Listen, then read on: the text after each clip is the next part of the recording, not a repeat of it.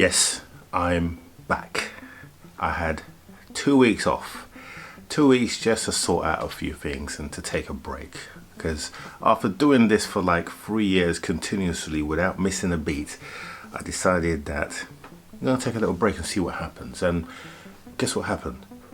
Nothing. So we're now back and we're back on the cars and we've got some things that we need to do on the GTE. I have finally booked my remap. And it's taken me a long time to actually come to a decision as to which company I'm going to go with. That's after doing some extensive research. So I had two Dutch companies. I had a company close by. And in the end, after talking to Racing Line, I decided that I was going to go for a Racing Line remap because they seemed to know what they were talking about. They did the safest remap in my opinion. The ones that were in the Netherlands were good. They were very good, but I just felt that they were pushing the engines to limits that had not been tried and tested long time, whereas Racing Line have a development GTE as part of their fleet and they've taken the car to where they feel is the limit. So the car is going in on the 15th of October to get the remap, and we're going to do that down in Southampton. With a tuning specialist who are our Race Line dealer. And that should be a good episode because we'll be able to talk to Ash, and he's got a lot of knowledge when it comes to remap. So we're going to put that elephant in the room question, which is what is best, a remap or a piggyback system like the race chip, which is what I formerly use. You know the reasons why I use race chips, but we're going to have that conversation. And plus they've got a rolling road down there as well, so we're going to do a before and an after on the rolling road so we can see the difference in performance and the peak gains. And then I'm going to bring the S3 and we're going to do a stock and then a race chip remap so we can just have that definitive answer once and for all. Great, okay, so that's coming up in the next couple of weeks. We've also got some exhaust work to do on it. I've got that exhaust, but it needs fitting because I can't fit it because the diameter of the pipe coming out from the GTE is 60mm and the pipes that I got are 70mm. So there's a company in Bournemouth who specialise in doing exhaust, custom exhaust, so they're going to do that for me. You're going to see that as well. In the meantime, we've got an issue in the car that we need to sort. It's to do with the near side wheel.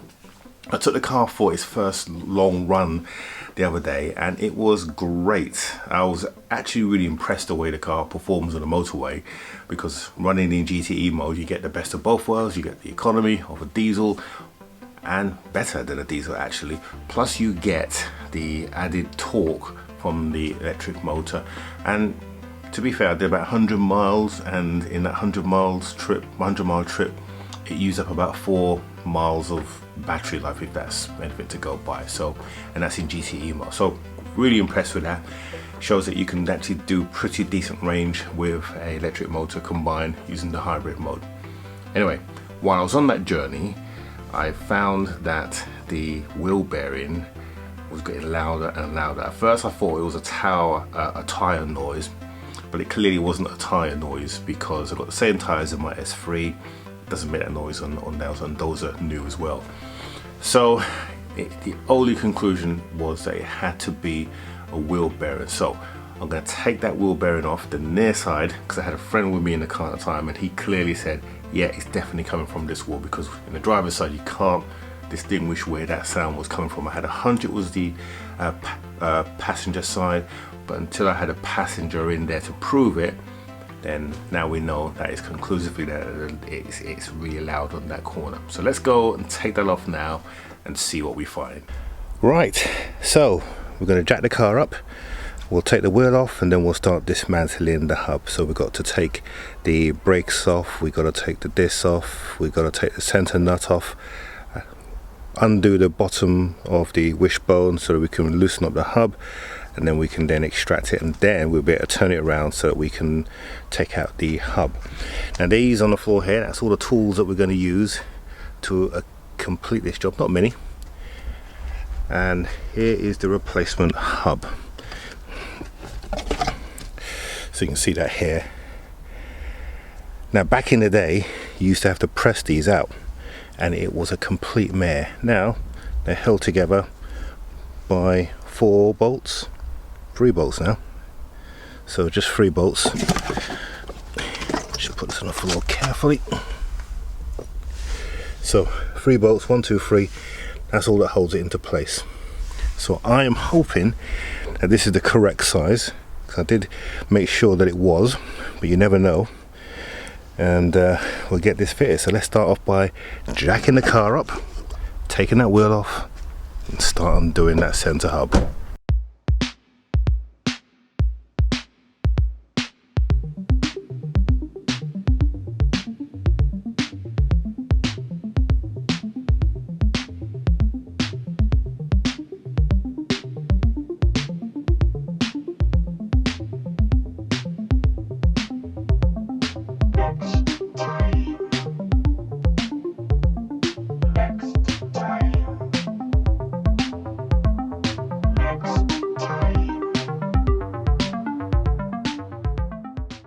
Okay, so now we've got to take these brakes off.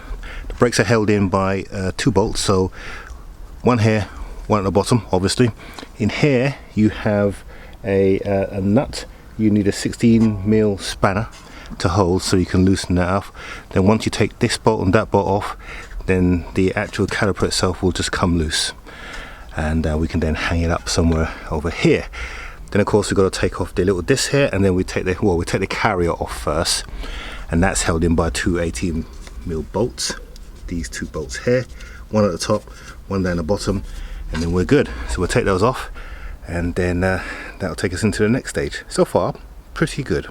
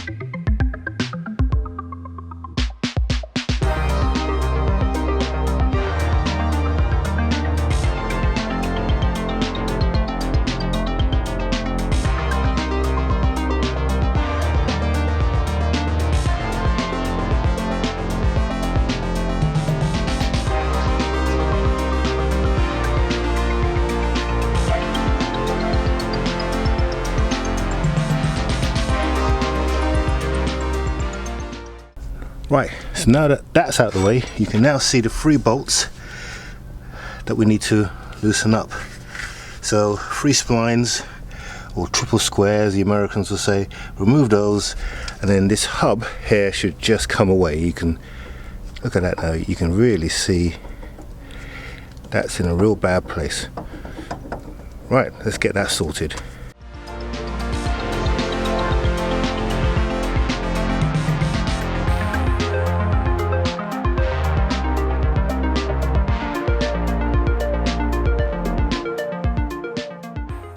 So there we go, old and new together. That nice and solid. This one loose. See, that one doesn't spin because it's stiff, that's the way it should be. But here we can see where it's broken down, and you can also, if you look very carefully, see that movement? That shouldn't happen. So that's our culprit, we'll remove that. And interestingly, these are the bolts that hold it in place. So these are stretch bolts, which means you only can use them once. So once they are used, you then discard them, you don't use them again. If you use them again, they will come out, they will work their way loose. So if you buy one of these, if the kit doesn't come with new stretch bolts, send the kit back, because it should always come with new stretch bolts. Right, now I've just cleaned up inside here, had a bit of debris in here and the hole here. This is an inspection hole, You don't need it in this model because the bearings on here are sealed, but on some of the VWs you can actually see the bearing in there. You can see the condition of it. So that had a bit of debris in there, so we've cleaned that up now, and we just smeared this with a little bit of grease. And there you can see the ABS sensor as well. So we'll start the reversal, we'll fit this in here, and then I'm going to have to put this stuff back together. But I'm going to actually get some new brakes for this, because taking the old brake off, I don't know if you can see that there's some where I had to hit it to get it off. It's now deformed the disc, which didn't really bother me, if I'm honest with you, because I wanted to change these discs because they were a bit rotten, and as you can see they've corroded quite bad. So although they got plenty of meat in them, the brakes on this car are not that good, so I'm going to upgrade them. Well, not upgrade, I'm just going to replace the brakes and these brake pads as well, because I am pretty sure, I don't know, they're really poor. These brakes are really poor. Yeah, not impressed with them, so we're going to replace them. Right, let's get this back together, shall we?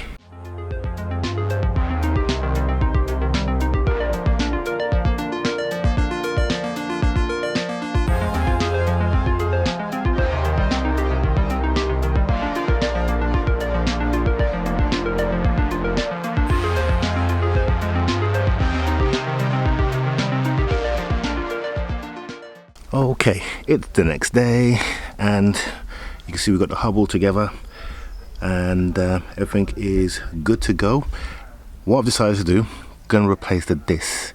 Since we've got the car in pieces like this, it makes sense to replace the disc as well, because the other ones were a bit battered up. So let's go and do that. And since this car is now disabled, we're going to take the S3. You haven't seen this guy for a while, have we? Right, let's see how much fuel we got with all these people buying all this fuel. Hello, Ding Ding Pie. Okay, hello Ding Ding Pie to you. That's my what's his name? The old eye in the sky. If you're wondering what that sound is. Yeah, we got half a tank, we're fine. We're not going to panic buy, but I just noticed we do need to change the oil in this car, so we better get on and do that. Right, off to GSF.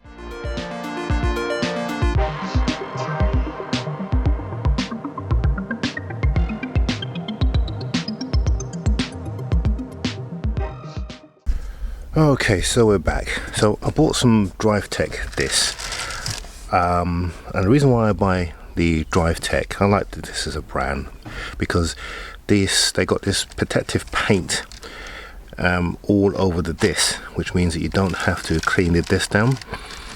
But what happens is when you use the brakes, it actually clears off the disc, and I'll show you what I mean. If you look at my back, these are Drive Techs. And you can see we got shiny in the middle or on the disc, but the actual spindle remains painted, and that's quite nice. I like that. And even the edges remain painted as well, so it's a good little touch. So we're going to fit these, although not at the moment because it's just started to rain, and today it's supposed to be sunny, but I don't see any sun at the moment. But we do need to get this off, so I might do a little bit. I could put the shield on before the heavy rain comes in, and we'll come back and continue.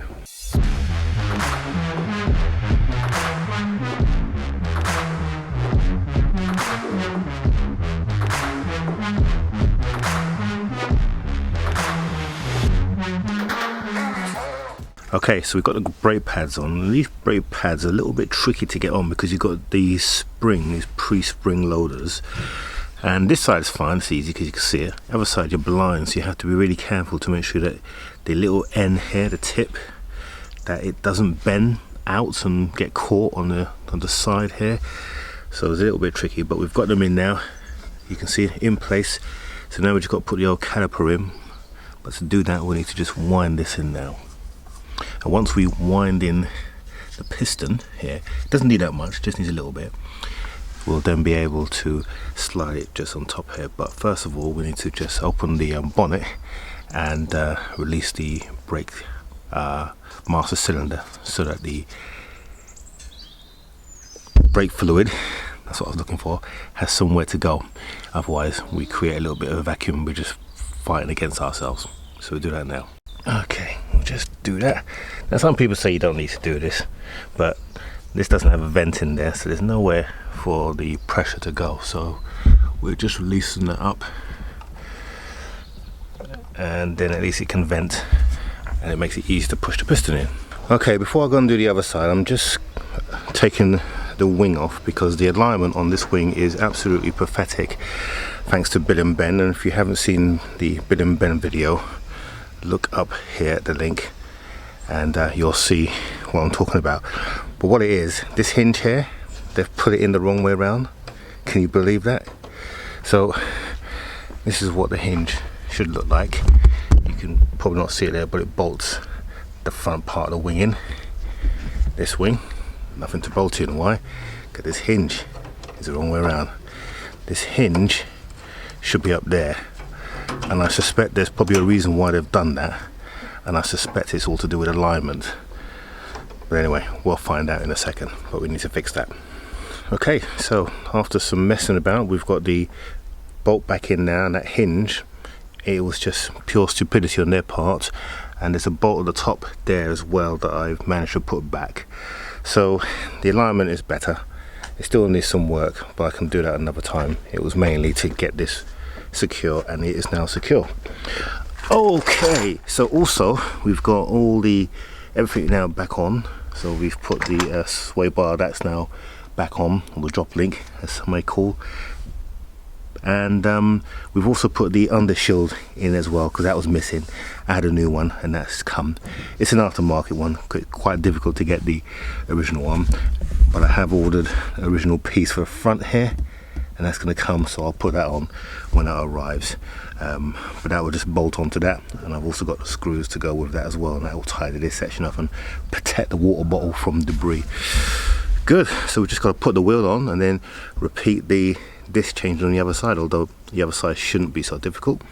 Or have I just jinxed it by saying that? Anyway, get the wheel back on and then we'll go and do the other side.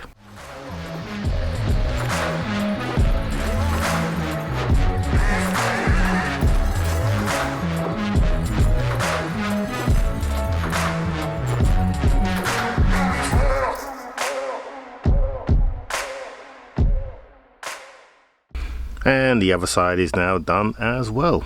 This side was so much more quicker. Took me about 20 minutes to do this, so, and I think that's because, I know that's because I've taken this side apart before. Right, put the wheel on, and the only thing left now to do is to take this for a test drive to see if there's a difference.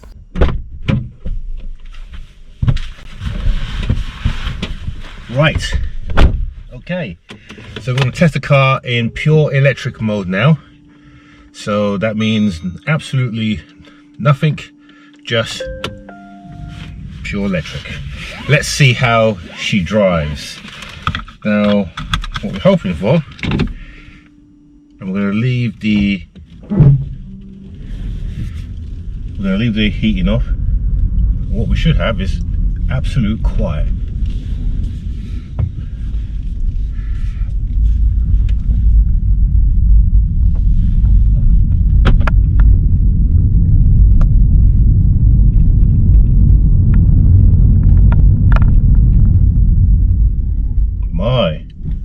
Those brakes are much better, and absolute quiet. So that's exactly what we were expecting. So that wheel was definitely where the problem was, because now this car doesn't make a sound, and that's really great. So perfect, we've done it. We have resolved the issue, and that was the last issue in the car really, so good. Okay, so that's done and dusted. So the car drives so much better just by changing that hub. And of course, modern day hubs are so much easier to change, because back in the day you had to press them out with a heavy press. Now it's bolt and change out. So pretty pleased with that, and especially in electric mode now, it is quiet, the way an electric car should sound. Good. Okay, so next week we'll be concentrating on getting the exhaust sorted out and hearing what that sounds like. And there's a few other jobs that we need to do on the old TT. Remember that Mark 1 TT that spent the whole of summer in the garage? think we figured out where the issue is, but we need to do some testing to find out.